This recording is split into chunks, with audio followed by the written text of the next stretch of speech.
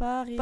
Belleville. Paris, Belleville. Belleville. Architecture. Paris. Belleville. Paris, Belleville. Belleville. École nationale supérieure d'architecture. École nationale supérieure d'architecture Paris-Belleville. Belleville.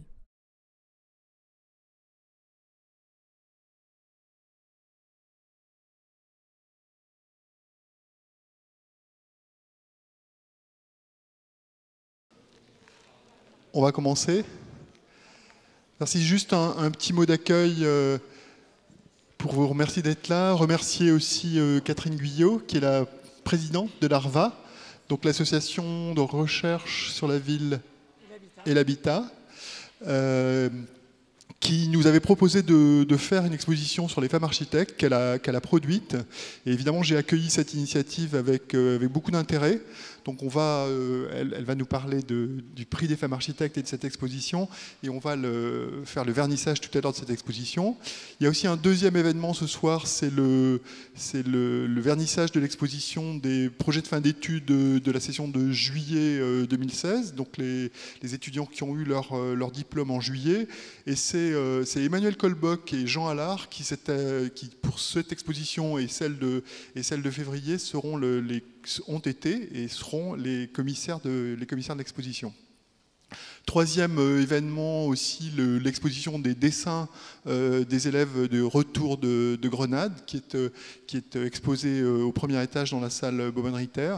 Et donc on a ces trois moments ce soir ici à Belleville pour la rentrée. Je trouve ça formidable. Et puis surtout, c'est Corinne Vezzoni qui nous fait la grande joie et l'honneur d'être là ce soir, de faire cette conférence de rentrée. Moi, j'en suis très heureux.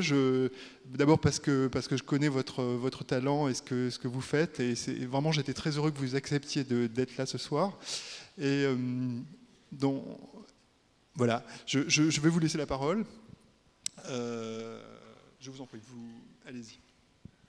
Oui, alors vous vous dites pourquoi l'ARVA est ici. Eh bien, tout simplement parce que Corinne Vezzoni a été la lauréate du prix Femmes Architectes 2015. Donc c'est notre grande lauréate 2015.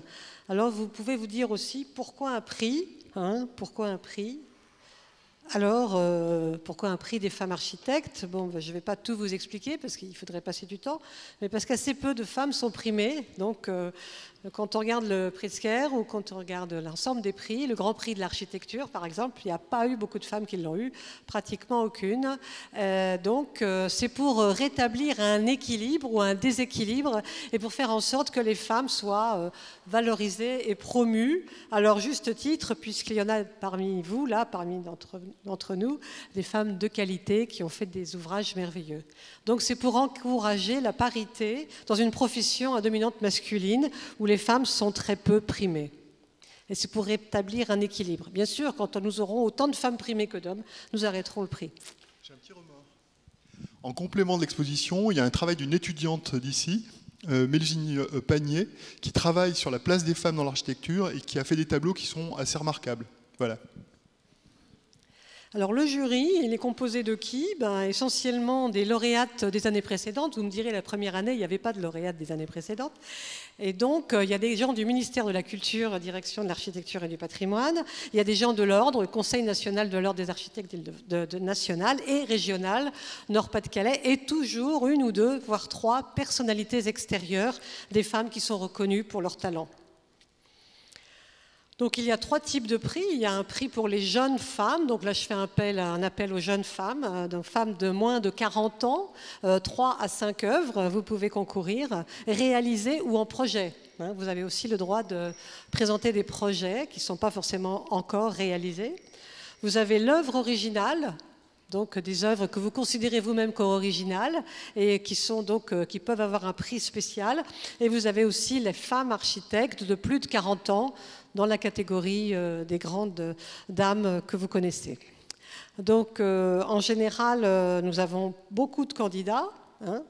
Bon, où ça se passe? Ça se passe au pavillon de l'Arsenal, c'est tous les ans depuis 2013 et la prochaine cérémonie aura lieu le 12 décembre au pavillon de l'Arsenal. Pourquoi le pavillon? C'est un lieu unique sur la ville, etc. Donc vous connaissez tous, c'est un lieu magnifique. Combien de candidates? 108 en 2013, 128 en 2014 et 173 en 2015. Donc, combien de projets nous examinons? Entre 400 et 600, voire 700 projets. Donc, de plus en plus de candidates et de plus en plus de public à la cérémonie. Alors, qui a eu le prix ou comment ça s'est passé la première fois? La première fois, j'ai fait venir la présidente de l'Ordre des architectes anglaise, donc Angela Brady, qui était donc la présidente du RIBA, à cette époque, Royal Institute of British Architects. Nous avions Doina Boutica, qui est la trésorière de l'Ordre des architectes de Roumanie. Nous avions Marilyn Laplace, qui représentait le ministère de la Culture, Béatrice Auxin, président du Conseil régional de l'Ordre des architectes, et monsieur Carly nous avait promis de venir, mais pour des raisons indépendantes de sa volonté, il n'a pas pu venir. Donc nous étions évidemment moins nombreux que les jurys d'après, puisqu'après, effectivement, on a eu les lauréates des années antérieures. Donc la première primée a été Odile Deck pour le prix de la femme architecte. Ensuite, Anne Demians pour le prix de l'œuvre originale. Jocelyne Bérendt a eu une mention spéciale, ainsi que Françoise-Hélène Jourda pour son travail sur le développement durable, et des clics et des calques, une petite association de jeunes femmes architectes a eu le prix des jeunes femmes architectes. 2014, nous avons donc un deuxième prix, la deuxième édition. Dans le jury, nous avons pris une architecte allemande, Karin Reiner. Nous avons pris Christine Lecomte du CNOA, Béatrice Auxin du CNOA Nord-Pas-de-Calais, des clics et des calques qui venaient de gagner, Odile Deck, qui était lauréate l'année d'avant, Anne Demians, lauréate l'année d'avant, et moi-même. Donc, qui a gagné cette année, en 2014? Nous avons eu Agnès et Agnès, donc une équipe de jeunes femmes architectes. Donc, vous pourrez découvrir tous leurs projets dans l'exposition.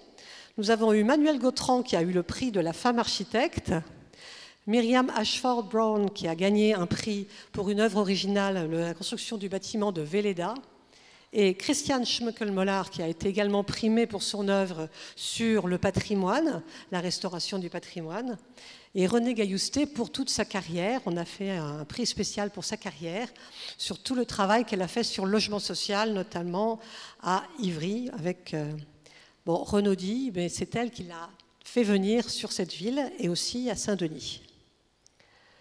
2015, nous y voilà. Donc en 2015, nous avons continué ce prix, bien entendu.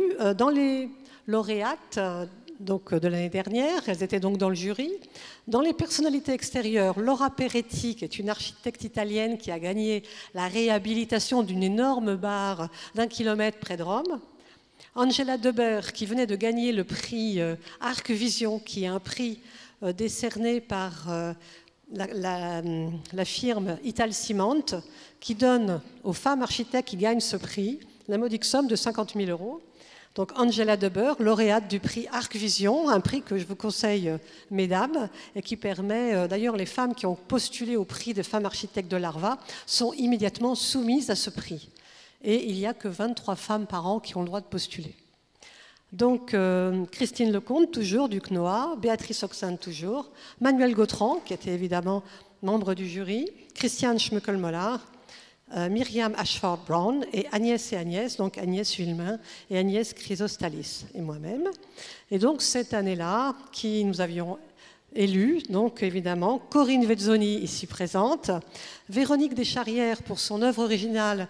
Elle a donc travaillé avec Bernard Tchoumi, associé, et elle a fait le parc de zoo de Vincennes. Nous avons aussi les jeunes femmes de Éco-Architectes, qui sont des jeunes femmes de Toulouse, ou de Bordeaux, excusez-moi, qui ont gagné le prix de l'œuvre de la jeune femme architecte, et Nathalie Régnier-Kagan, qui a eu une mention spéciale. Donc, eh bien voilà, 2016, on continue. Le jury, de qui sera-t-il composé? Mesdames, il y aura donc Andrea Klimko, qui est une architecte slovaque très renommée. Nous avons Teresa Bursuk, qui est une Anglaise et qui a gagné un prix qui est lancé par le RIBA et d'autres organisations anglaises. Olivia Schimkel-Ischkit, excusez-moi, enfin Olivia, on va dire. Donc Olivia, c'est une amie autrichienne qui travaille, qui fait un peu de la propagande pour les femmes architectes en Autriche. Et là, il y a du travail à faire parce qu'il y a beaucoup plus d'hommes que de femmes dans les institutions. Et les associations sont assez virulentes et assez remarquables. Et donc, elle a une agence en Autriche. Donc, Catherine Jacot ou sa représentante, Béatrice Auxinte ou sa représentante, Agnès Vince. L'année dernière, nous avions Madame Fernandez du ministère de la Culture. Et nous aurons donc Corinne Vezzoni dans le jury, Véronique Descharrières, Nathalie Régnier-Kagan et Oeko Architecte, donc, qui seront les membres du jury 2016. Donc ce prix va se dérouler le 12 décembre, la cérémonie au pavillon de l'Arsenal, où vous êtes tous invités. Et vous êtes évidemment invités aussi à postuler. Donc les candidatures sont ouvertes dès maintenant jusqu'au 30 septembre pour les femmes architectes qui veulent concourir. Bon, maintenant, je vais vous dire 2-3 mots sur Corinne Vezzoni, architecte diplômée de l'école d'architecture de Marseille Lumini. Corinne Vezzoni fait ses débuts dans l'agence de Mario Fabre, cabinet emblématique de l'architecture moderne en région PACA. En 2000, elle crée avec Pascal Laporte l'agence Corinne Vezzoni et Associés. En 2007, Maxime Claude les rejoint. Chargée de cours à l'Université de Provence pour le master d'aménagement et d'urbanisme depuis 2006, enseignante invitée au sein de l'école polytechnique de Marseille Château-Gompère depuis 2009, elle participe à de nombreuses réflexions du Conseil économique et social en qualité de membre invité dans le cadre de la commission prospective L'Union pour la Méditerranée et les monnaies locales. Elle était promue première de sa promotion HMO à l'école d'architecture le Lumini 2009-2012, de Polytech, ainsi que des promotions. C'est donc la marraine des promotions 2005 et 2010 de l'Ordre des architectes de Corse. Ses activités d'enseignement l'ont conduite à Sienne dans le cadre de l'International Laboratory of Architecture and Urban Design et à Venise pour les rencontres internationales de la Biennale de Venise 2006 et 2008. Corinne Vezzoni, souvent mandatée en tant qu'architecte jurée à l'Ordre, au syndicat, pour le prix AMO et en 2005 en 2007, le prix BMW, le prix AXA Art et le prix de l'Équerre d'Argent et le prix du CAUE. Elle est également présidente du jury de l'Ordre des architectes du Languedoc-Roussillon, 40 années d'architecture, et elle siège aussi dans le jury de sélection et le recrutement des enseignants des écoles d'architecture pour le ministère de la Culture. Depuis 2011, elle est membre titulaire de l'Académie d'architecture. 2013, elle est nommée chevalier des Arts et des Lettres pour le ministère de la Culture. Et 2015, elle reçoit le prix français des femmes architectes. Bravo Corinne, c'est à vous.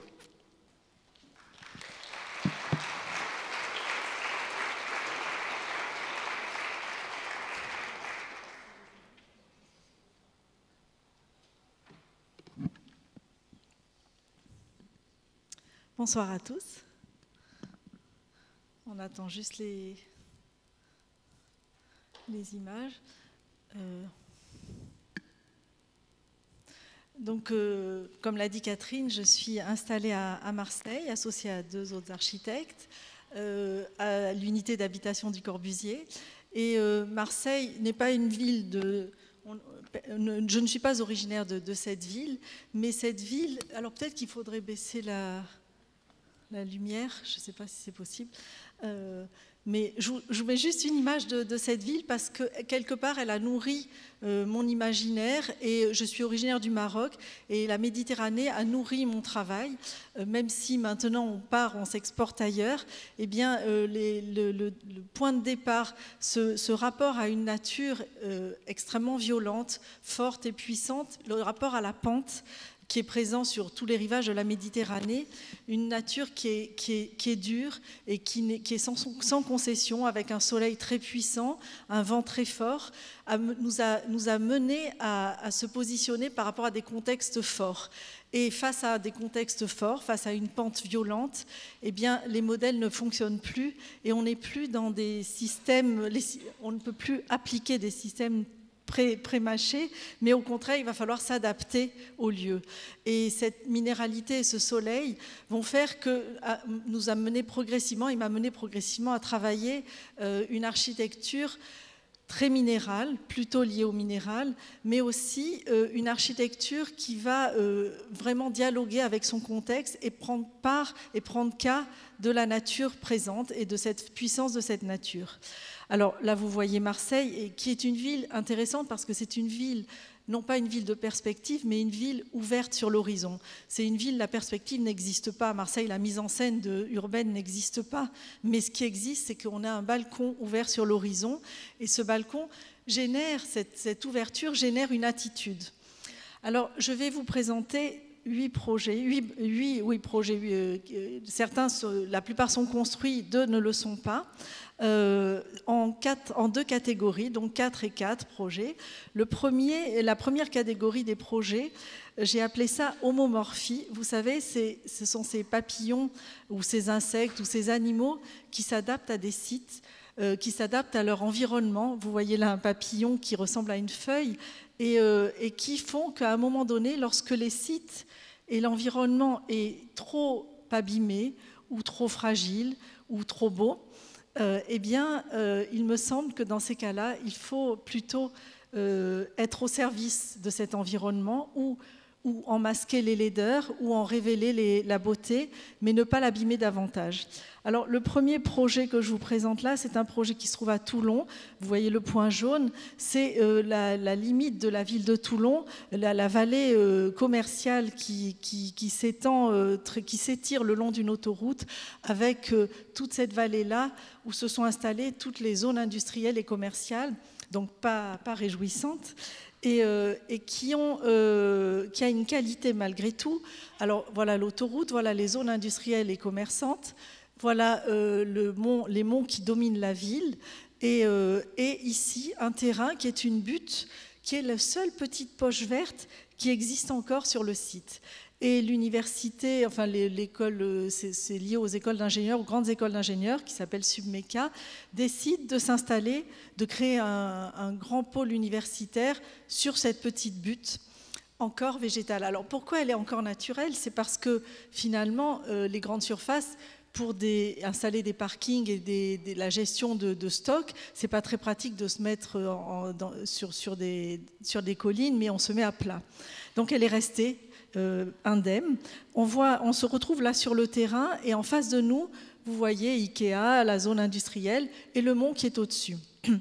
Dès qu'on se retourne, cette petite colline, eh bien là, c'est le maquis, c'est encore la nature intacte. Et c'est là-dessus qu'on nous demande de nous installer. Alors, la proposition, enfin, ce qu'on nous demande, c'est de construire sur cette colline-là, donc la faire disparaître. Et la proposition que nous faisons, c'est de dire, on propose de conserver cette colline intacte et on va installer le bâtiment en contrefort de cette colline. Ce bâtiment va permettre à la fois d'utiliser l'inertie de la terre en s'appuyant à celle-ci, mais de basculer le fonctionnement de l'établissement plutôt côté colline, plutôt que de côté parking, qui est pas très agréable, donc avec une entrée quand même qui nous est demandée en bas. Mais au lieu de s'installer ici, eh bien finalement, on propose un prolongement de la colline. Alors vous allez voir pour quelles raisons essentielles, mais aussi pour inverser les usages, et c'est ce qui nous intéressait, proposer aux étudiants de vivre plutôt côté nature plutôt que côté parking. Alors voilà l'inscription dans le site. Ici, il y a un premier bâtiment universitaire, un deuxième, et puis de ce côté-là, il y a des logements étudiants, ce qui nous permet de proposer des parcours et une vie étudiante plutôt à l'arrière, avec des amphithéâtres extérieurs et une entrée dans le bâtiment plutôt à l'arrière. Alors vous avez vu sur la coupe, le bâtiment, une grande épine dorsale qui va descendre et accompagner le terrain, avec un grand patio qui se protège du vent dominant qui vient comme ceci, qui est le Mistral. Et voilà, de plus près, donc l'idée initiale, donc de prolonger le végétal sur le bâtiment. Alors on voit la vue avant, quand on est exactement sur le terrain, et la vue après, une fois que le bâtiment est en place. C'est-à-dire que le premier plan disparaît au bénéfice du plan arrière du grand paysage. Donc c'est ce que je vous disais pour le papillon, c'est d'une certaine manière de dire, eh bien on est là pour uniquement mettre en scène ce qui est remarquable, et c'est le paysage lointain. Donc le bâtiment s'inscrit dans la pente. On va de la terre qu'on enlève et des gros rochers qu'on enlève, on va proposer de les utiliser dans le béton, pour les concasser dans le béton et pour colorer le béton, alors avec un adjuvant également naturel. Et donc vous voyez ce toit qui se cale et qui calme finalement le jeu voilà les plans. Donc la colline qui apparaît sur le rez-de-chaussée, et on va monter progressivement à travers ces escaliers pour sortir jusqu'à l'espace naturel qui se trouve à l'arrière. Voilà le bâtiment dans le site. Alors c'est en fin de chantier, donc la nature n'a pas repris encore ses droits et le chantier a évidemment abîmé autour les terres, mais à l'heure actuelle, on a le végétal qui a bien poussé et qui vient envahir le toit. Alors là, on se retrouve à l'intérieur et vous voyez, donc là, il y a la sortie vers la nature, vers le parc, et puis le bâtiment qui se développe sur 3 niveaux, avec cet escalier qui va traverser le bâtiment de part en part pour l'accompagner jusqu'à l'extérieur et jusqu'au parc, avec toujours une signature de l'agence qui est proposée par Pascal Laporte, qui est mon associé et qui travaille la céramique. Et à chaque fois qu'on va travailler, d'une certaine manière, on ne signe pas les bâtiments, mais c'est une forme de signature. Ce sont des petits cabochons. Vous savez, lorsqu'on coule le béton entre 2 banches, il y a des axes qui tiennent les banches de part et d'autre pour couler le béton. Et quand on enlève ces banches, il reste des vides, des trous. Ça s'appelle des trous de banches. Et ces trous sont habituellement comblés par du béton ou laissés ouverts. Tadao Ando nous a montré une belle expression de la manière de les mettre en scène. Eh bien, nous on propose à chaque fois d'avoir un petit étail qui remplit en céramique, fabriqué à l'agence dans un atelier de céramique, donc qui à chaque fois est adapté au sujet choisi. Ici, c'était tous les systèmes de boulons et d'écrous, puisque c'est une école de mécanique. Un deuxième projet qui est à Marseille, qui est un pôle d'échange de transport, métro, bus et parking relais en périphérie de ville. Donc, dont le but est évidemment d'encourager les gens à prendre le métro, donc un grand parking, ils s'arrêtent là et ils peuvent aller en centre-ville en métro. Là aussi, c'est un site un peu particulier puisqu'on est en périphérie, mais on a des vues encore intéressantes, des vues lointaines sur la ville. Vous avez là Notre-Dame de la Garde et les calanques Cassis, les calanques de Marseille se trouvent juste derrière, avec la demande aussi du maître d'ouvrage qui était de construire ici un parking silo. Et depuis l'artère majeure de ce quartier, on conserve ces vues lointaines qui sont intéressantes et qui permettent à tous les logements qui se trouvent à l'arrière d'avoir ces échappées visuelles. Et on a proposé là aussi de ne pas construire de parking silo, mais d'un parking qui serait semi-enterré, avec un plateau haut et un plateau inférieur, mais complètement ouvert, ventilé naturellement, aéré par des failles qui fassent que la grande inquiétude des maîtres d'ouvrage, c'est les parkings enterrés, c'est comment les gérer, les problèmes de sécurité, les problèmes d'évacuation des feux, les problèmes d'incendie. Là, la proposition que nous faisons, c'est de dire on a des grandes saignées d'air, la lumière passe à travers ces grandes saignées, donc le parking est naturellement éclairé.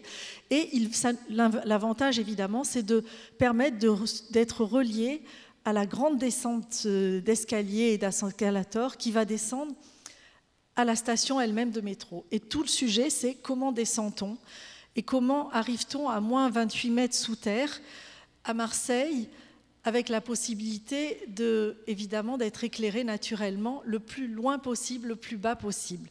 Tout le sujet était là, et comment accompagner la lumière au point le plus bas.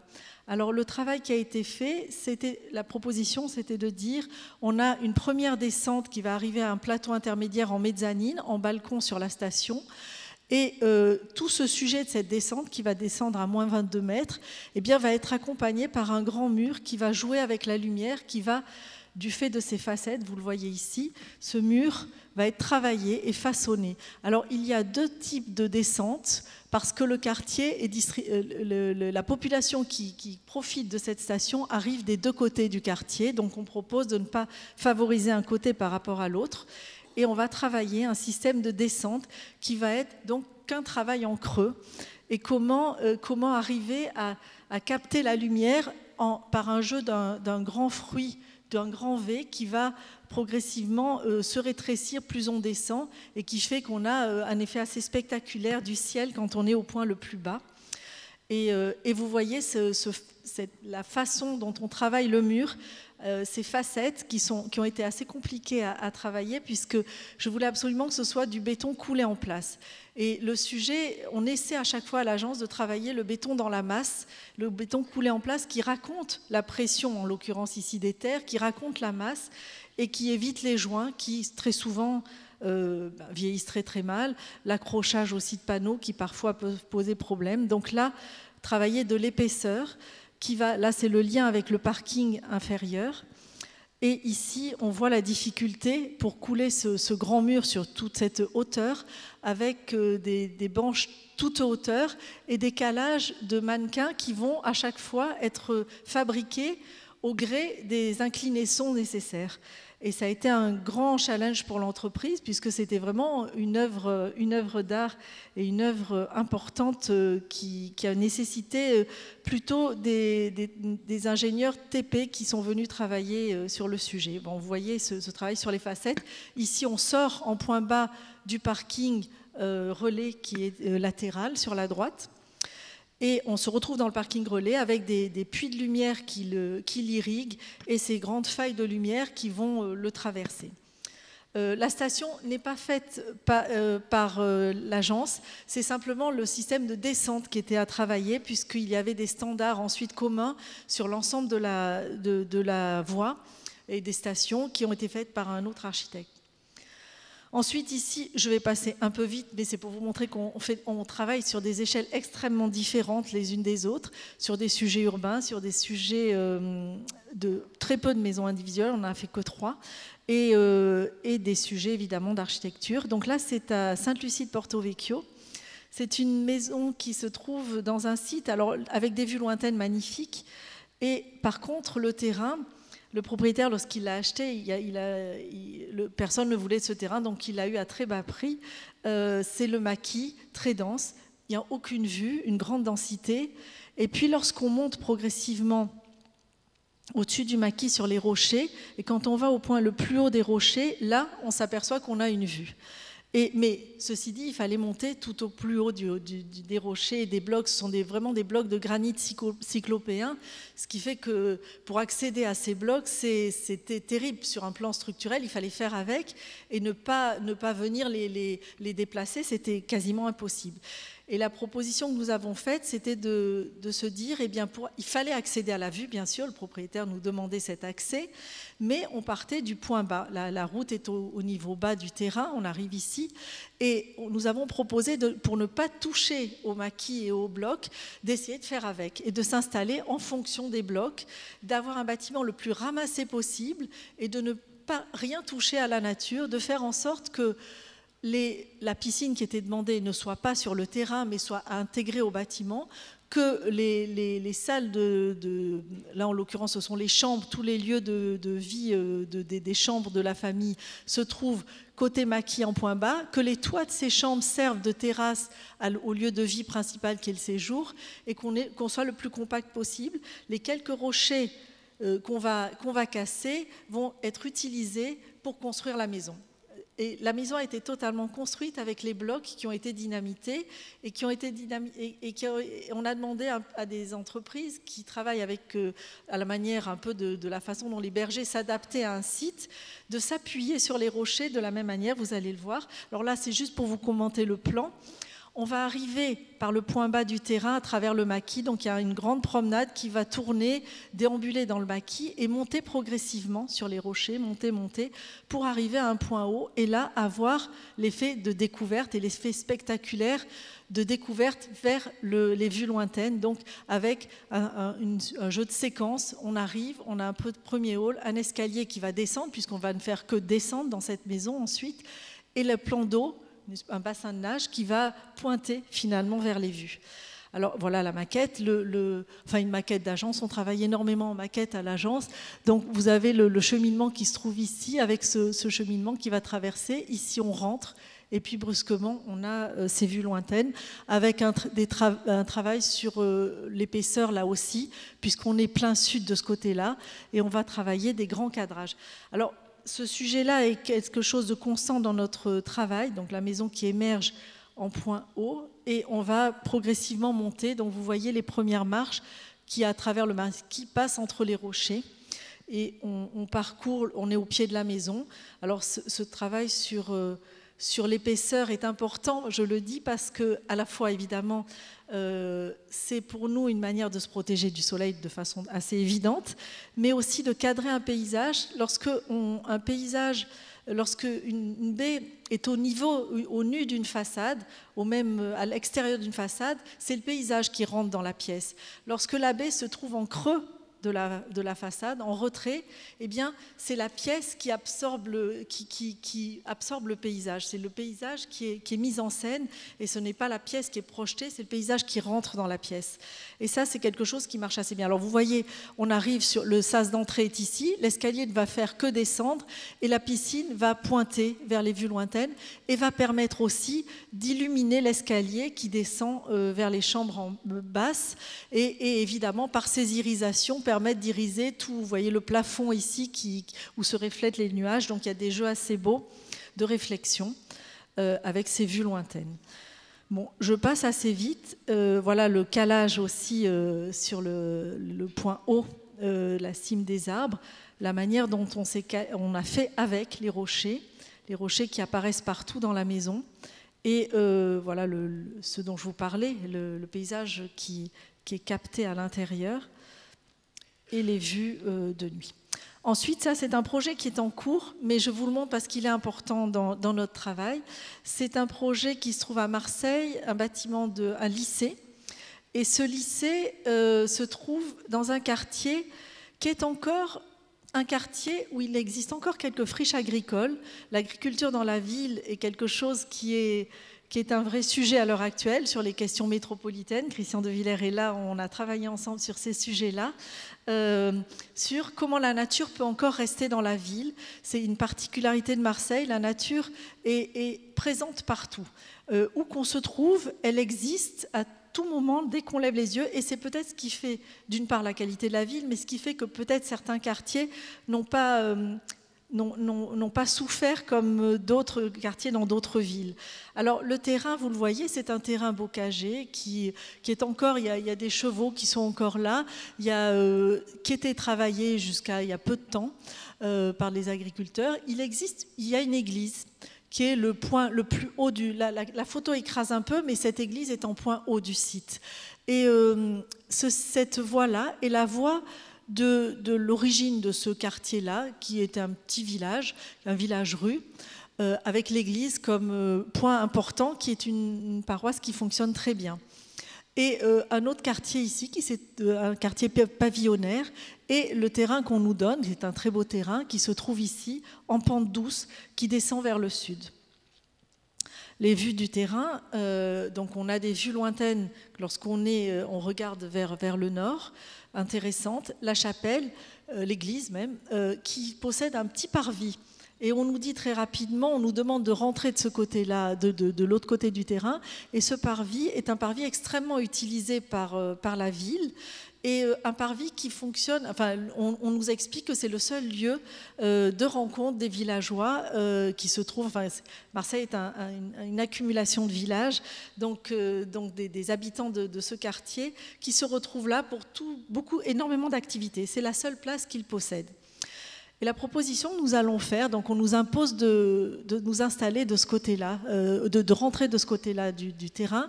La voie principale avec l'église se trouve ici, son petit parvis, et on va proposer de ne pas s'épancher sur le terrain, de n'utiliser que le point haut du terrain, de bloquer le projet plus au nord du site, de s'installer dans la partie la plus haute pour permettre à la fois de conserver les vues lointaines, ne pas gêner par rapport aux quartiers voisins les vues qu'ils possédaient jusqu'alors, et d'accompagner la pente par une série de strates successives, avec comme dernier élément du programme le gymnase qui va s'encastrer, un peu comme le premier projet de Toulon, qui va s'encastrer dans la colline, dans la pente, mais qui va se caler strictement au même niveau que le parvis de l'église. Et de ce fait, on a réussi à convaincre la région, ce qui n'est pas simple, d'utiliser ce toit comme la nouvelle place du village. Et l'accord a été accepté. La région restitue le toit du gymnase qui devient la place du marché, le jeu de boules, les lieux de photographie lorsqu'on sort de l'église pour faire les photos de famille, et avec des vues lointaines très intéressantes. Et ça a été quelque chose d'important, c'est de dire comment un équipement public aussi peut apporter quelque chose en plus de sa position dans le site, dans son site, mais comment aussi son programme peut aussi enrichir la ville et le voisinage. La proposition là qu'on fait également de dire on libère ce terrain et on le laisse en verger comme il l'était ou même on le conforte davantage, nous permet aussi de faire profiter à tous de ce verger. Alors évidemment, le bâtiment va... alors c'est en chantier, je vous le montre tel qu'il est à l'heure actuelle, ces strates successives qui vont être travaillées en creux par des grands jardins, des grands patios qui vont être creusés à l'intérieur de cette épaisseur, puisque comme il est très compact, donc très épais, les cours de récréation se trouvent être les toits de chacun des bâtiments, avec des parties de jardin et des parties de cours, mais tout le reste du terrain va être replanté en verger. Et les cours ne seront que sur les toits du bâtiment. Le travail de ce projet, alors vous le voyez bien là en coupe, avec quelque chose d'assez particulier, puisqu'on est plein sud, toutes ces façades-là sont plein sud, on propose d'avoir des circulations, toutes les circulations, tous les couloirs, non pas des couloirs intérieurs, mais des couloirs extérieurs, des circulations extérieures, au sud, abrités du vent, qui, sur un plan énergétique, évidemment, évitent d'être éclairés toute la journée, qui permettent d'être ventilés naturellement et qui permettent d'avoir des accès aux salles de cours directement depuis la circulation au sud. Alors, vous allez le voir, on voit un plan ici qui est un plan de l'étage le plus haut, mais avec un jeu de grande circulation verticale d'escalier qui va traverser de part en part l'établissement avec des vues très intéressantes sur les collines voisines, sur les vues, des cadrages très intéressants sur les points les plus majeurs du site. La rencontre à un plateau intermédiaire avec le gymnase et... là, je vous montre l'état des lieux. Un travail sur la coloration liée à l'église, essayer de retrouver les pierres et l'enduit qui existaient, enfin tous les joints d'appareillage qui sont légèrement rosés et qu'on a essayé de restituer au niveau du béton. Alors vous le voyez là, c'est un projet tout en béton et ça a été très difficile parce que, vous allez mieux le comprendre, à l'heure actuelle, les questions alors, je vous ai mis un petit message d'Henri Matisse, parce que ce projet-là, ça a été vraiment tout le sujet. C'était que tous les détails soient vraiment au service de l'ensemble. Le projet devait avoir une force par lui-même et raconter simplement le lien entre deux quartiers, comment on s'étire entre un point, un village qui se trouve de ce côté-là, enfin un quartier initial qui se trouve de ce côté-là, et un pavillonnaire de celui-ci, et comment uniquement on raconte la colline, la pente et le lien entre deux quartiers. Le problème de ce béton, c'est qu'on souhaitait avoir un béton qui soit apparent à l'extérieur, à l'intérieur, au niveau des murs, des sols et des plafonds.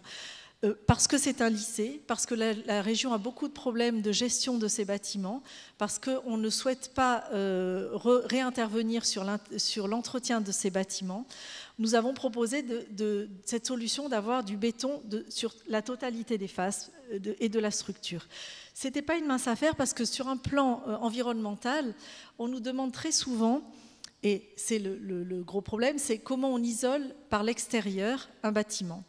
Et l'isolation à l'heure actuelle, eh bien, ce sont souvent des panneaux rapportés, c'est un habillage. Et on voulait éviter absolument l'idée d'habillage, mais de conserver la vérité du matériau. Et on a mis en place quelque chose qui existe déjà, ce n'est pas nous qui l'avons inventé. Je vous montre les cadrages sur le paysage en même temps que je parle et le travail sur le béton, donc qui est coulé en place sur les 3 faces, sur les 4 faces même, par un système d'un procédé qui s'appelle le procédé GBE, mais il y en a 2 de procédés. Il y a celui-ci et celui-ci, c'est celui que nous avons choisi pour ce bâtiment. On l'a expérimenté sur un autre bâtiment que je ne vous montrerai pas avec celui-ci. C'était de dire, eh bien, on va couler 2 voiles de béton ensemble avec l'isolant coulé en même temps. C'est-à-dire qu'on a un complexe complet d'un voile de béton, d'un isolant. Vous le voyez ici, l'isolant est installé au milieu des ferraillages. Il va y avoir des axes qui vont traverser l'isolant, les banches qui se trouvent de part et d'autre, et on va couler de part et d'autre en même temps, en une seule fois. Ce qui fait qu'il n'y a plus d'intervention ensuite, secondaire, on coule en une fois, il n'y a plus ni de peinture, ni d'habillage, ni plus rien. La chose est terminée. Alors, sur un plan du coût, au départ, ça peut paraître beaucoup plus important, mais en réalité, quand on fait la somme des intervenants successifs, eh bien, on arrive au même coût. Et ici, ça nous permet d'être définitif et de ne plus jamais intervenir. Alors, vous le voyez ici, voilà, on voit donc un voile de béton plus important à l'intérieur, l'isolant, un voile de béton extérieur plus fin. La même chose ici, donc couler en place les dalles de toiture. Voilà quelques vues du bâtiment. L'escalier est de la même façon, dans les mêmes tonalités. Les espaces extérieurs, le rapport à l'église et voilà, les deux couleurs qui se retrouvent. Je crois que ça, c'est le dernier projet de cette série. C'est un projet qui est également en chantier, qui se trouve en périphérie d'Aix-en-Provence, dans un site qui est assez remarquable, avec un client, notre premier client privé, qui est, mis à part la maison, qui s'appelle The Camp, qui est un projet qui est un incubateur d'entreprise, on va dire ça comme ça, qui est un campus universitaire qui est là, qui développe les thèmes de l'innovation, avec des startups qui peuvent venir étudier, qui peuvent venir travailler pendant une semaine, 1 mois, 6 mois, et qui sont hébergés sur place.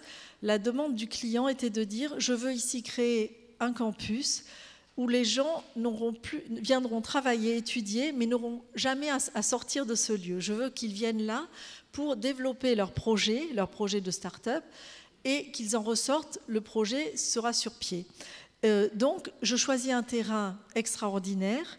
Je me mets en périphérie de la ville pour leur proposer tous les usages possibles, sportifs, récréatifs, de logement sur place, mais qu'ils aient tout à leur portée. Ils se restaurent et ils logent sur place. Alors, on est en périphérie de ville, vous le voyez ici, c'est une zone tertiaire, et la ville s'arrête et la nature reprend ses droits.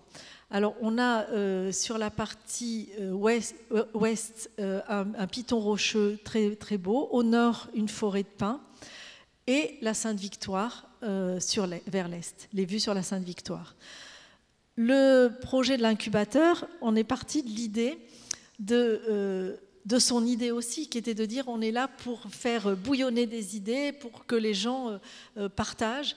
Et je suis partie de l'idée comme en biologie, de ces cellules qu'on met sous cloche dans des environnements hermétiques, un environnement idéal, thermique et un environnement de vie idéal.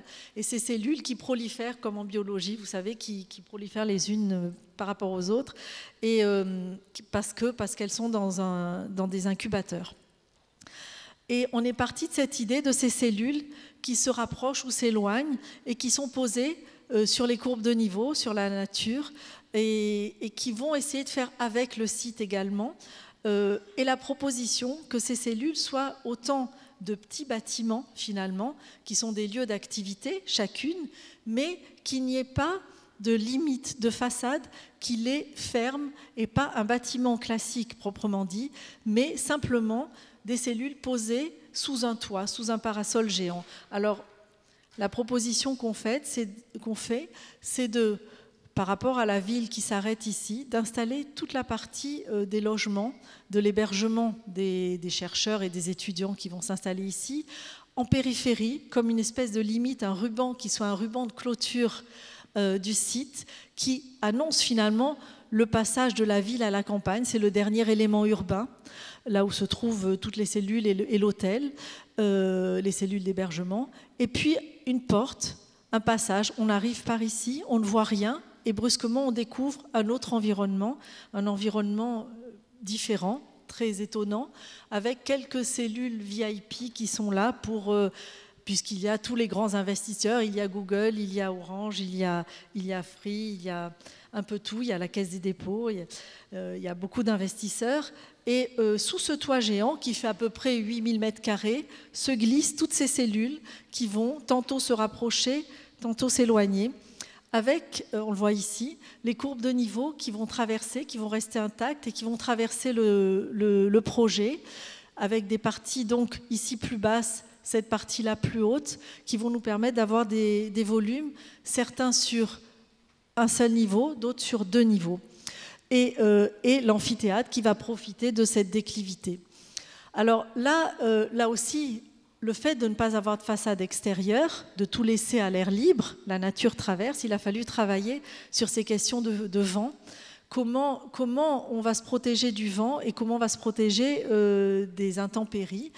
D'où cette proposition qui a été faite et qui a été travaillée avec des ingénieurs qui nous ont fait tous les essais de ventilation et les essais de parcours des vents, avec des cellules qui vont se rassembler sur cette partie-là pour protéger le cœur de l'activité, avec des grands impluviums qui vont récupérer les eaux, qui sont des grands trous dans cette toile tendue, et qui va faire que la toile ondule, puisqu'on ne peut pas avoir une toile horizontale. Pour des raisons d'économie, la toile a été choisie, enfin c'est pas de la toile, mais c'est un textile tendu, et les ondulations vont ramener l'eau dans les jardins, au droit des impluviums, un peu à la romaine, et qui vont permettre d'apporter aussi des grands puits de lumière. Voilà le travail sur la toile, donc ça a été extrêmement complexe au niveau structurel, et au niveau des tensions du projet, et on voit les grands impluviums qui récupèrent les eaux ici, là, et on ne le voit pas ici, à l'intérieur. Le chantier commence, donc j'ai pas grand-chose. Un premier impluvium avec des salles d'enseignement des cellules qui vont se retrouver ici, qui sont les seules cellules un peu limitées, puisque tout le reste, l'idée c'est que tout le monde travaille n'importe où, dans l'entre-deux, à l'extérieur, à l'intérieur. On utilise l'espace comme on le souhaite et on le module comme on le souhaite. Mais il y a certains volumes, comme celui-ci, qui est en béton. Voilà les seules images. Voilà, ce sont les petits volumes qui étaient agglutinés en haut de l'image et qui se rassemblent. Les bétons sont assez réussis. Je suis assez contente. On voit la rencontre de 2 volumes, de 2 cercles entre eux, et voilà une image perspective. Donc là, on passe aux 4 projets et derniers projets. Alors, j'avais pas de terme, donc je l'ai inventé. Face à homomorphie, l'idée c'était comment s'opposer à un site. Et comment, lorsqu'un site est extrêmement puissant, eh bien, on peut se permettre de l'affronter. On n'est plus là à son service, mais on peut aller s'affronter au site, voire même, lorsqu'on est trop petit, essayer de gonfler. D'où c'est un peu ce petit poisson, quand il se trouve face à un site plus gros que lui, à un obstacle plus important que lui, eh bien il gonfle, il essaie de faire face. Et on a eu quelques projets qui ont porté ce sujet-là. Le premier est à Marseille, sur un site universitaire, la faculté de médecine, avec l'hôpital de médecine, qui s'appelle La Timone, avec ici l'hôpital originel, et l'université de médecine, la faculté de médecine, qui se trouve ici, qui a été construite par un architecte marseillais, mais qui a construit dans la France entière, qui est mort il y a peu de temps, qui s'appelait René Hégère, et qui a travaillé avec Fernand Pouillon de nombreuses années, qui a été élève du Corbusier, qui a été un architecte assez présent dans la ville de Marseille et dans le sud de la France, et qui a construit un bâtiment qui est assez remarquable, dans un site qui a été extrêmement abîmé, complètement dénaturé par le plan qu'il avait imaginé à l'origine, avec un boulevard qui est un boulevard totalement sordide, qui est un boulevard qui traverse de part en part la ville et qui est extrêmement embouteillé. Et le bâtiment se trouve en tête de ce site universitaire. Et il est tout petit, ça va être le plus petit du site, mais il a un avantage, c'est qu'il se trouve en tête. Et il a un inconvénient, c'est qu'il se trouve évidemment sur un boulevard extrêmement pollué, vraiment pas glamour. Et le sujet, on s'est vite posé la question, avec quoi avec qui dialoguer, comment exister au milieu de ce concert et cette cacophonie de bâtiments. On a décidé de faire référence au bâtiment de René Hégère, à cette université, et, qui est en béton brut, et qui possède cette petite bande, qui est un jaune assez caractéristique de son travail, qu'on retrouve dans beaucoup de ses projets, et qui est un vert émaillé de ces années-là, vous savez, ce jaune de ces années pop art, qui apparaît dans son bâtiment. Et on s'est dit que finalement, notre bâtiment, alors là je présente un tableau de Vermeer, mais c'était bien l'idée première, et c'est l'image qui m'est arrivée très rapidement, c'est ce tableau, vous avez dû en entendre, Proust a écrit sur ce tableau, c'est une vue de Delft qui est sous des nuages assez sombres, qui est une vue assez grise, et que sans ce petit pan de mur jaune dont Proust parle très bien, très admirablement du côté de chez Swann, eh bien, il raconte ce petit pan qui illumine le tableau et qui fait basculer le tableau. Et je suis partie de cette idée que ce boulevard qui était extrêmement sombre, extrêmement pollué, eh bien, on allait proposer un petit pavillon, un petit bâtiment qui soit tout jaune et qui soit strictement de la pâte de verre, du même jaune que celui de René Hégère, strictement le même. Comme il était tout petit, eh bien on s'est dit, il va être dans sa totalité jaune, parce que sinon, il ne fera pas le poids. Donc voilà le rapport entre les deux jaunes, et le petit bâtiment dans le site de cette université, donc dans l'axe des rues voisines, avec le plan que vous voyez là, le boulevard se trouve ici, un bout de l'université, vous voyez, c'est juste un petit bout, vous voyez l'échelle de l'université, nous par rapport à cette échelle-là, avec quelque chose qui existait sur le terrain, qui était le tracé des étudiants qui allaient, plutôt que d'emprunter le chemin proposé, qui évidemment traçait tout droit pour aller à la fac, par ce chemin-là. Et on a proposé de conserver la trace de ce cheminement par une implantation du hall qui se trouve ici à l'heure actuelle, qui peut être traversé. C'est un bâtiment pédagogique qui fonctionne avec l'université, ce sont des salles d'enseignement et des laboratoires.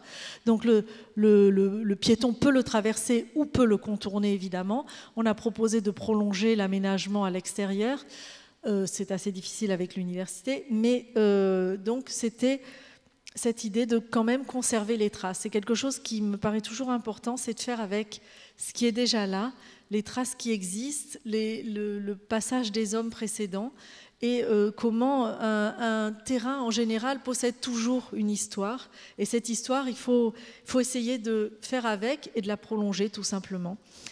Voilà le travail sur... Alors là, on est en façade sud, les grands rectangles se retrouvent en saillie pour protéger du soleil, évidemment, et lorsqu'on est sur les autres façades, eh bien, il y a le moins de façades possible à l'ouest et le plus au nord et à l'est. Voilà la traversée qui s'opère ici. On avait très très peu de moyens pour ce bâtiment, mais on a conservé l'idée du béton brut, qui nous est cher, qui est toujours travaillé, vous le remarquerez, qui est souvent... ou poli, ou poncé, ou acidé, ou coloré, ou scarifié. Les escaliers, lorsque le béton est de mauvaise qualité, on l'imprime de l'azur doré. Et voilà le bâtiment qui restitue. Alors, ce doré-là, c'est simplement qu'il y a une feuille d'aluminium derrière. La pâte de verre est strictement la même, mais le support arrière étant différent, eh bien, il réfléchit différemment à la lumière et au soleil. Je l'ai mis, ce projet, mais je n'ai pas grand-chose à vous montrer, mais comme il est sur votre photo d'annonce, mais je n'ai pas encore grand-chose parce qu'on est en étude. C'est un projet que je travaille à l'heure actuelle pour ICAD et qui se trouve à Batignolles, qui est un concours que nous avons gagné. Michel Laine est une architecte parisienne associée à ce projet, qui se trouve tout contigu au TGU, au futur TGI de Renzo Piano. Et c'était un vrai challenge parce que le TGI, vous devez voir le chantier à l'heure actuelle, on ne peut pas le louper. Il a sa grande tour ici. Et nous, notre projet, le concours, venait se caler contre le palais de justice avec un intérêt, c'est d'être sur le boulevard périphérique. Donc un des rares terrains qui reste sur le périph', qui reste encore libre.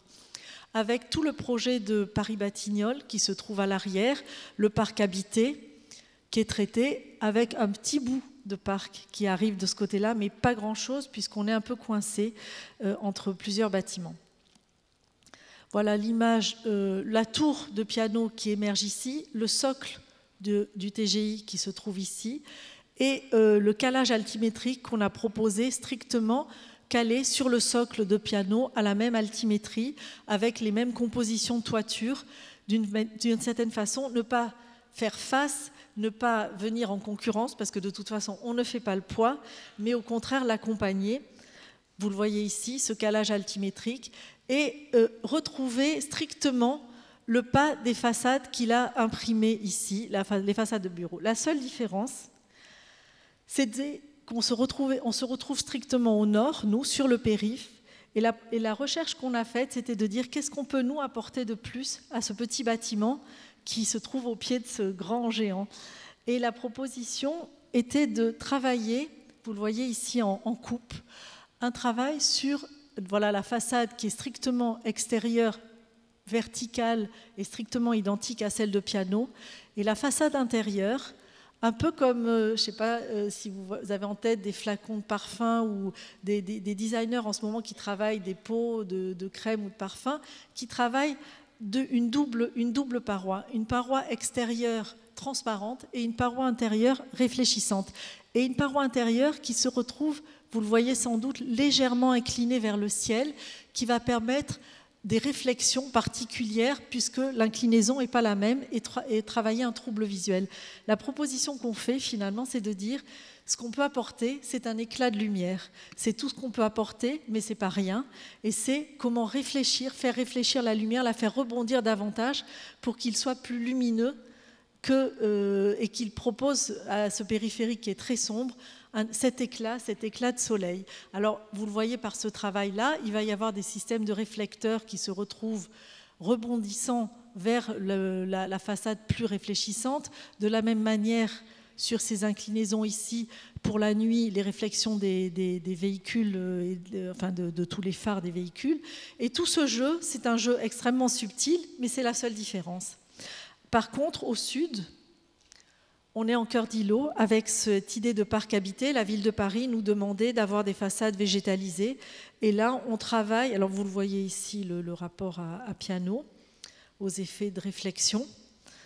Et à l'intérieur, côté intérieur, ce sont des bureaux. Donc on a simplement des parois végétalisées qui reprennent le même rythme que les façades au nord. Avec aussi très peu de distance, donc là aussi des panneaux réfléchissants à l'arrière qui démultiplient les reflets. Un projet, c'est l'avant-dernier, qui est à Toulon, qui est en cours.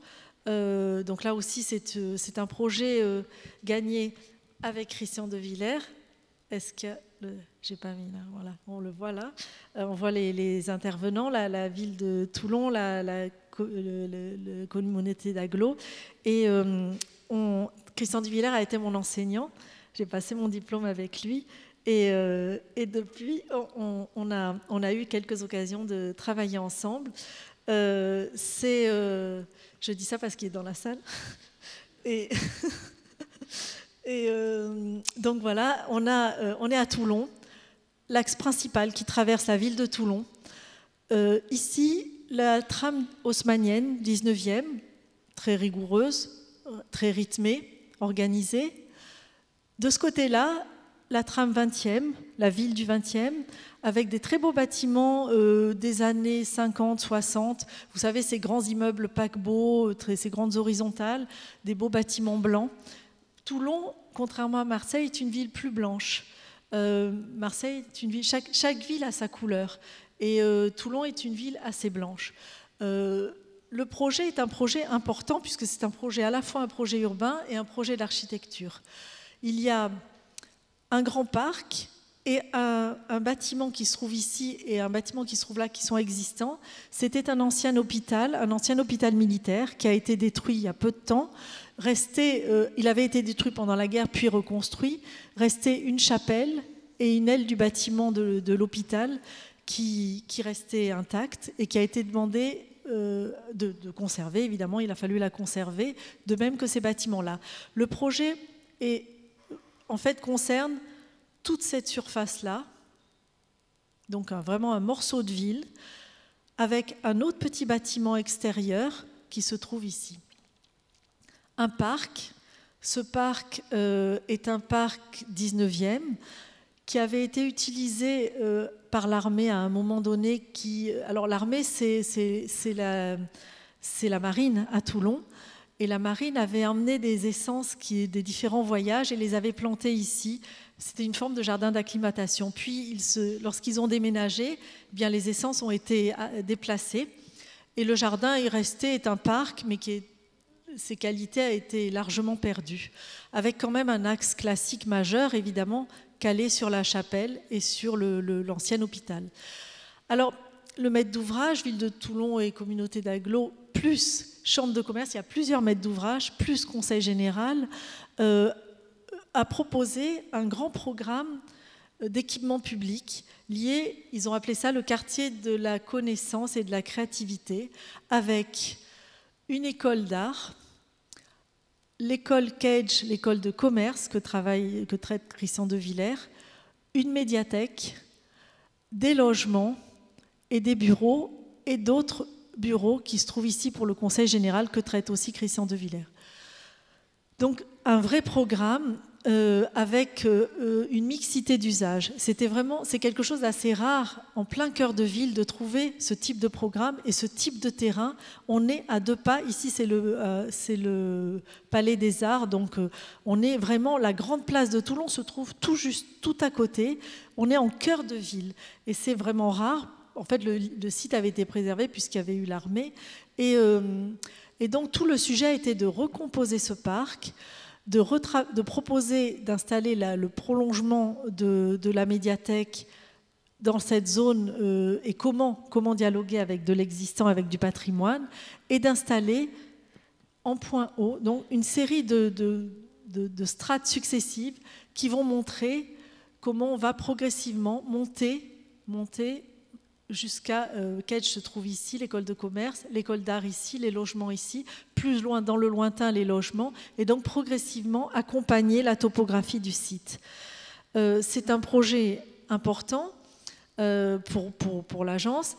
C'est un projet qu'on essaie de traiter avec une homogénéité de matériaux. Alors là, je vais vous faire parcourir le projet, c'est la médiathèque où là, il était strictement imposé de retrouver l'aile adjacente, enfin l'aile manquante, avec tout le travail que les paysagistes Pascal Antel traitent à l'heure actuelle sur des bassins, sur comment on peut amener de l'eau dans ce parc et comment recomposer, et là vous le voyez ici, c'est la chapelle existante, reconquérir des espaces existants. Ça c'est la partie médiathèque nouvelle, tous les lieux d'activité nouveaux, et on traverse progressivement, on va monter de plaque en plaque, de jardin en jardin, vers le point le plus haut, les logements se trouvent ici, et vers l'école d'art qui se trouve en point haut, qui crée le signal d'appel de ce nouveau site. Alors, je n'ai pas mis les images de l'école de commerce parce que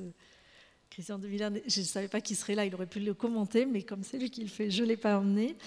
Et l'école de commerce, l'école d'art qui devient un peu une forme de totem à l'arrière du site et qui va permettre à l'intérieur de redécouvrir également des vues lointaines par des circulations intérieures de rampes successives. Voilà le point haut du site. Et le dernier projet qui est pour Marseille, capitale européenne de la culture en 2013, pour le MUSEM, mais l'annexe du MUSEM, le centre de conservation des œuvres. Alors, ce sont des œuvres qui viennent du Musée des Arts et Traditions Populaires, tout d'abord, qui se trouvait à Boulogne, et aussi certaines œuvres qui viennent du Musée de l'Homme. Le site se trouve, alors le MUSEM, le musée lui-même se trouve ici, à l'entrée des ports, et le bâtiment du centre de conservation se trouve sur la zone, malgré tout, de reconquête de la ville qui s'appelle la zone Euroméditerranée, qui est une zone de reconquête de toute la partie industrielle de la ville, mais sur une zone qui était liée aux voies ferrées qui se trouvent ici, qui était l'arrivée de la ville, où se trouvent des anciennes friches industrielles, de la Ceita, l'usine d'allumettes. Ici, vous le voyez peut-être, ce grand U, qui est une grande caserne gigantesque. Donc un site, là aussi, quand je dis affrontomorphie, il fallait affronter. Il fallait affronter ce site avec un bâtiment qui était un peu plus petit que les friches qui se trouvaient là. Voilà le quartier, qui est un quartier qui était plus ou moins abandonné, et progressivement, ces friches sont reconverties en studios de cinéma. Les friches de la Belle de Mai, peut-être pour ceux qui connaissent, un lieu d'artistes. Et donc le programme du centre de conservation vient compléter ces programmes artistiques.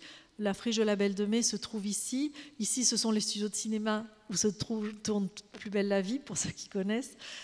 Ici, les archives municipales. Donc quelque chose de complémentaire finalement, là où se trouvent des œuvres qui sont des œuvres qu'on peut consulter. Donc le public quand même est admis dans ce bâtiment. Il y a des lieux d'exposition temporaire également. En vis-à-vis du MUSEM, et la grande caserne qui domine ce site qui est ici. Alors, avec les voies ferrées qui sont très proches et le bruit. Le sujet était de travailler un bâtiment fermé. C'est pas facile de travailler un bâtiment sans fenêtre. C'est un bloc, puisque les œuvres qui sont conservées doivent être complètement protégées de la lumière naturelle, avec une hygrométrie et une température constante, avec des œuvres très disparates. Il y a du bois, du métal, il y a des papiers, des photographies, donc vraiment tous les matériaux. Ce qui fait que des conservations des œuvres qui se trouvent dans des salles complètement étanches les unes aux autres, puisqu'elles ont des températures différentes, et puis il y a les questions de protection aux insectes et aux bactéries. Donc un bâtiment fermé, avec quelques lieux quand même où travaillent les chercheurs. Et la proposition que nous faisons, c'est qu'on s'est vite rendu compte que la partie des œuvres qui étaient les plus lourdes, on nous imposait de les installer au rez-de-chaussée.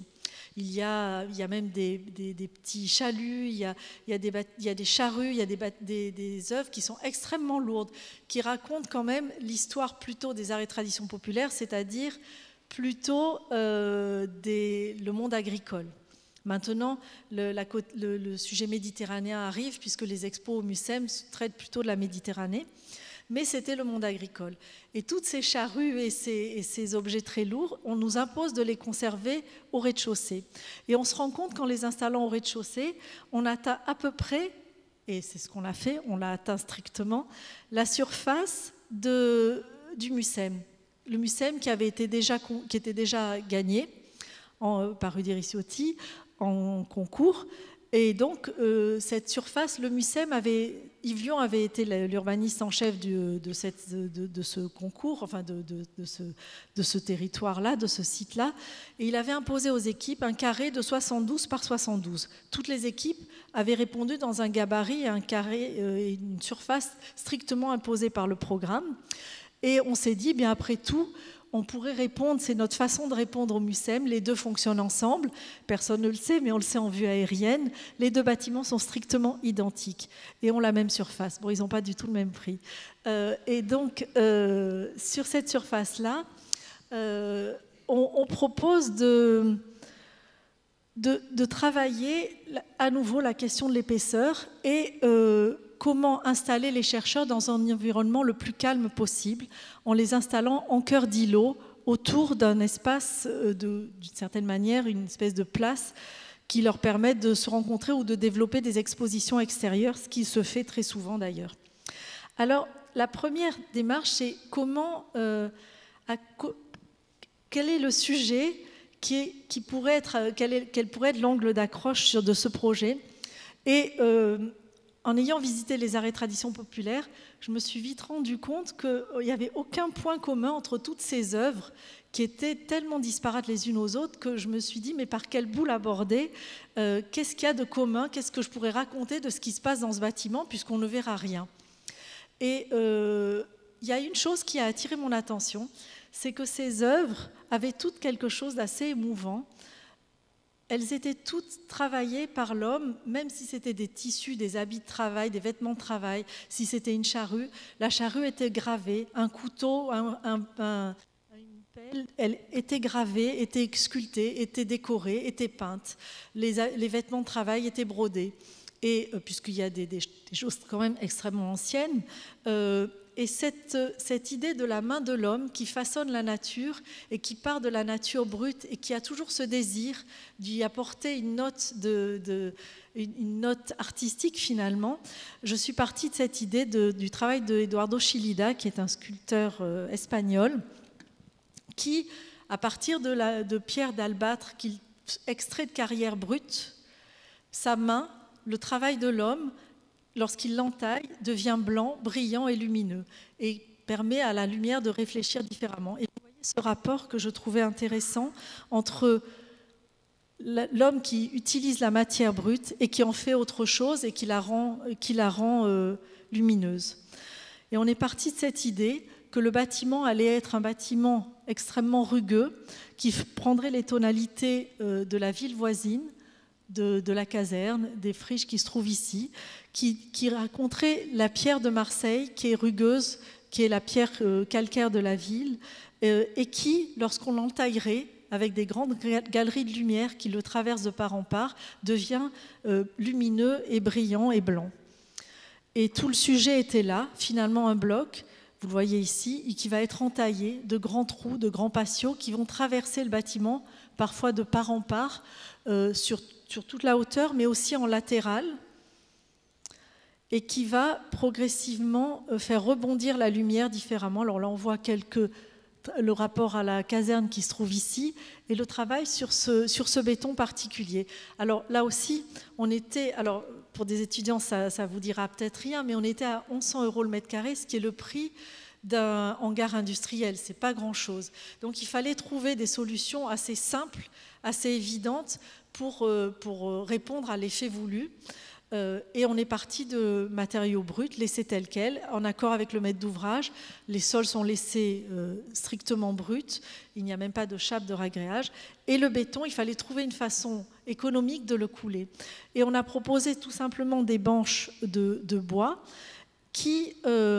et comment trouver une couleur qui raconte le temps. Ces banches de bois, pour nous, raconter finalement les sédiments, l'histoire des hommes, l'histoire de ce musée qui raconte finalement l'histoire de l'humanité qui possède des pièces très anciennes et qui raconte les strates, la stratification du temps, la stratification de la terre. Et vous le voyez ici, ces banches on les a laissées les plus irrégulières possibles. On a pris les bois les moins intéressants possibles, de façon à ce qu'on conserve les bas-lèvres et que pour retrouver des nuances et l'idée du temps qui est déjà passé, il fallait trouver cette couleur qui soit passée. Et après plusieurs essais, de manière très économique aussi, on a eu l'idée de saupoudrer lorsqu'on coulait le béton, au moment où on coulait le béton ou la toupie, avant même que ça le malaxe pour le rendre homogène dans sa couleur, eh bien, au lieu de mettre la couleur dans la toupie, eh bien, la poudre était saupoudrée au dernier moment, au moment où le béton coulait. Ce qui fait qu'il n'avait pas le temps d'être malaxé, et d'où ces effets de nuances qui créent la patine du temps et qui créent cette idée de sédiment. Alors, on voit ici les rapports de blanc et toujours les petits cabochons. Je ne vous ai pas montré sur les autres projets, mais là, il y a écrit CCR Mucem. Ce sont des petits cabochons de céramique. Et on voit, c'était une fin de chantier là, donc, mais on voit qu'ici, il y a des excavations qui vont traverser le projet de part en part et qui créent des points de lumière dans le cœur du bâtiment alors qu'on ne devine rien à l'extérieur. C'est quelque chose de profondément méditerranéen, ça aussi, de ne rien montrer, de faire découvrir, de ne pas tout montrer tout de suite, mais de laisser entrevoir les choses et faire que la personne curieuse rentre dans le bâtiment et le découvre son intimité. Ne pas tout donner à voir, c'est quelque chose qui me paraît important en tous les cas dans mon travail. Vous voyez les entailles dans le bâtiment, les creux et le rapport à la caserne. Je crois que c'est fini. Voilà, c'est fini.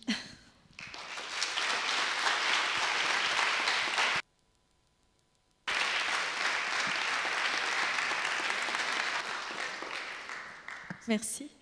S'il y a des questions, je ne sais pas si... Oui, bonsoir. J'ai une question à vous poser qui tient moins à vos bâtiments qu'au titre de votre conférence. Vous avez choisi de l'intituler « La question du contexte ». Et en utilisant ce mot qui a quand même une histoire extrêmement chargée dans l'histoire récente de l'architecture, qui a fait couler beaucoup d'encre, qui a causé beaucoup de polémiques même, dont chaque architecte a un petit peu sa conception. Voilà, vous avez voulu affirmer quelque chose d'assez fort et d'assez précis. Or, à regarder vos bâtiments et à vous écouter en parler, à voir la manière dont ils procèdent, comme ça, vos partis architecturaux, d'une lecture de la géographie, des paysages, qu'ils soient urbains ou naturels, enfin, si tant est que des paysages soient encore naturels, mais enfin, pour certains, ils sont quand même assez magnifiques et forts et préservés. J'ai plutôt eu l'impression qu'il s'agissait moins de la question du contexte que de la réponse au site. Donc, est-ce que vous pourriez peut-être préciser les raisons qui vous ont fait choisir ce titre et la manière dont vous entendez le mot contexte dans toutes les acceptions qui ont pu lui être données depuis 40 ans jusqu'à aujourd'hui, où certains architectes revendiquent le fait que le contexte aille jusqu'à la nature des usagers, les programmes, tout un certain nombre de choses qui en étendent la notion à autre chose que la matérialité des sites.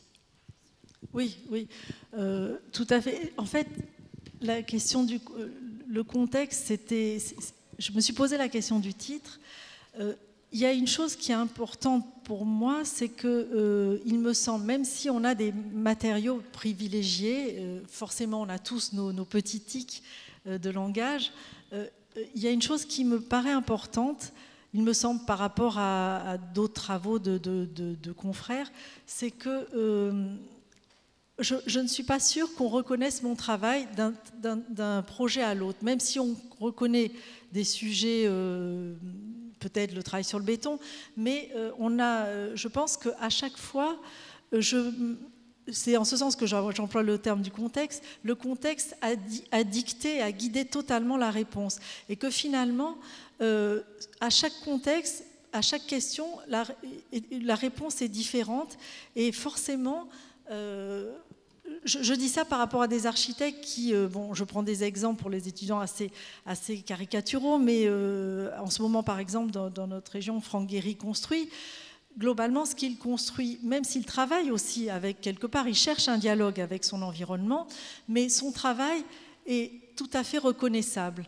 Et il y a des architectes dont le travail est tout à fait reconnaissable. On sait tout de suite la signature de certains architectes.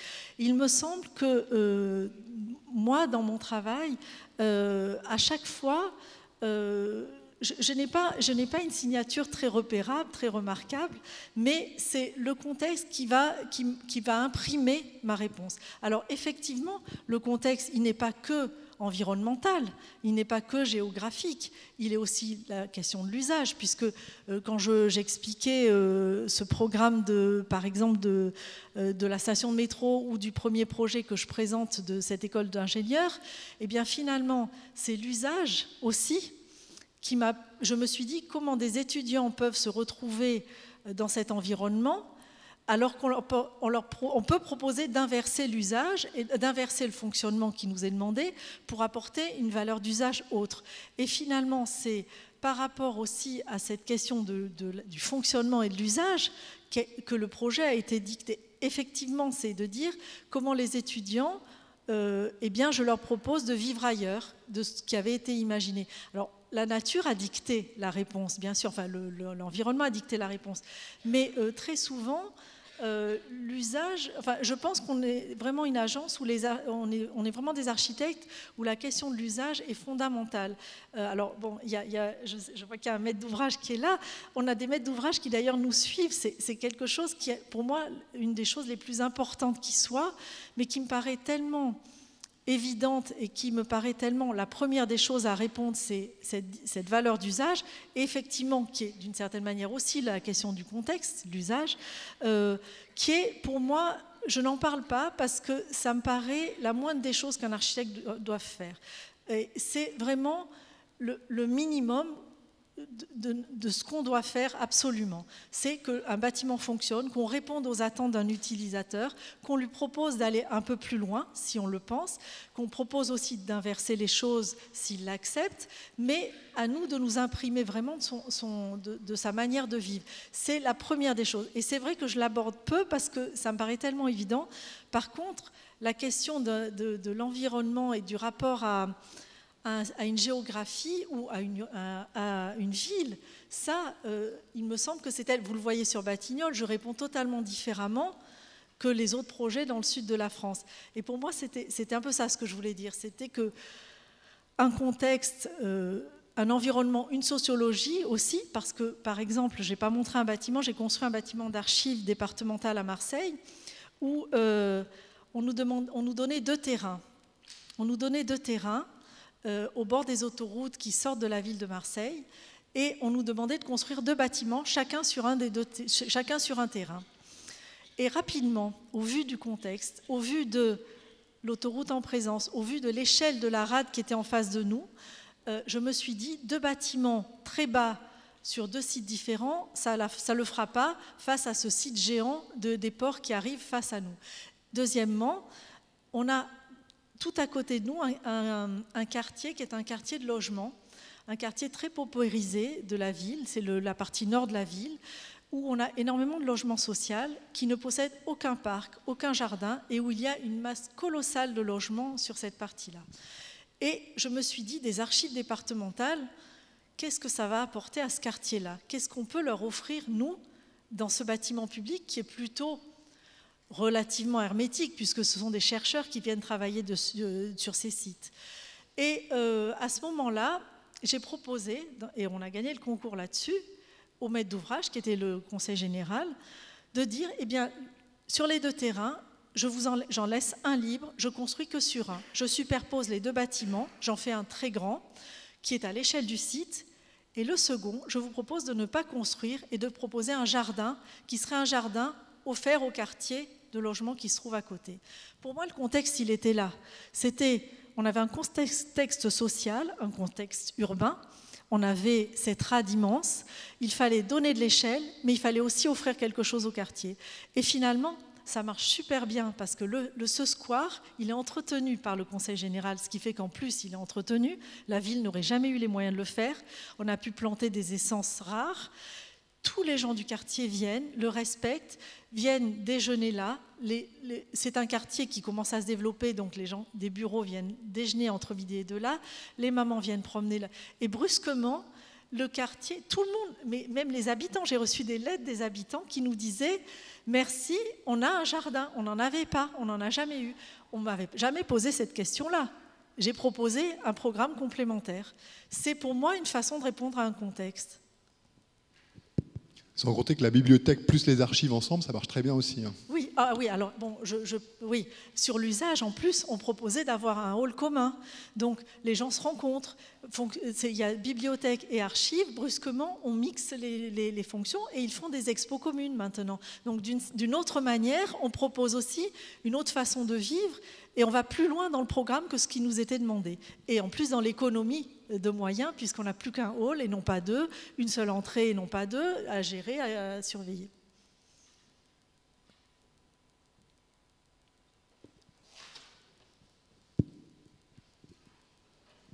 Ça marche.